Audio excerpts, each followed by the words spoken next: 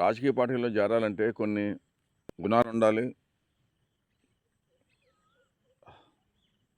ముందు అబద్ధాలు ఆడటం నేర్చుకోవాలి, మాయ మాటలు చెప్పాలి, మంది తప్పు అయితే అవతల వారి మీద తోసేయాలి, అవతల రాజకీయ పార్టీ మీద తోసేయాలి. అది ఈ ముఖ్యంగా గుణాలు ఉండాలి. ప్లస్ ఏదో కేసులు ఉండాలి. ఓకే, చీటింగ్ ఏదో కేసులు.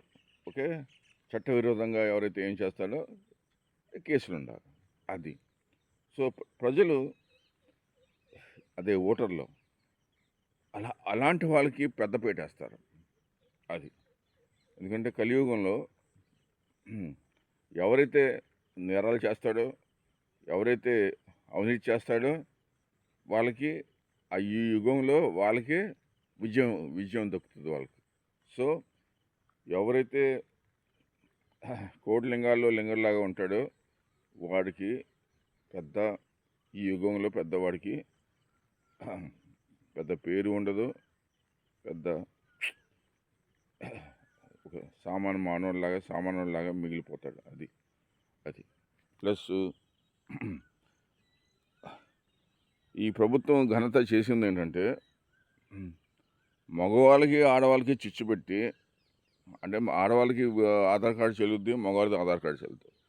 మగవాడు ఇది బస్ టికెట్ కొనుక్కొని యాలాడతా, అదేలే మా ఊర్లో ములక్కాయల చెట్లు ఎలా ములక్కాయలు ఎలా యాలాడితే వాడు బస్సులో యాలాడతాడు.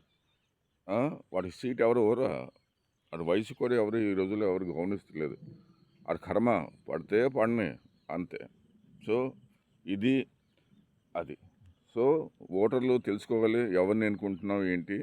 అది ఇంకో రాజకీయ నాయకుడు అంటాడు, తోలు తీసేస్తా అంటే ఇదేమన్నా స్కూలా పిల్లల్ని భయపెడతానికి?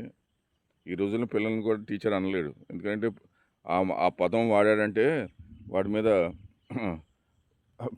పిల్లల తల్లిదండ్రులు వచ్చి వాడి మీద ఫోటో తీసి వాడు సస్పెండ్ అయిపోతాడు.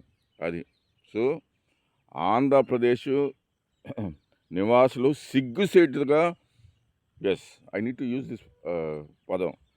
ఎందుకంటే మనం అలాంటి నాయకులను ఎన్నుకున్నాం. అది నేను కూడా ఎన్నుకున్నానులే అలాంటి నాయకుల్ని. అది సో నేను ఈ సమాజంలో ఉండి నాకు కూడా సిగ్గు శరం పోయింది నాకు కూడా. అది జైసే సమాజ్ వైసే లోగ్ అని హిందీలో ఒక సామెత ఉంది. అది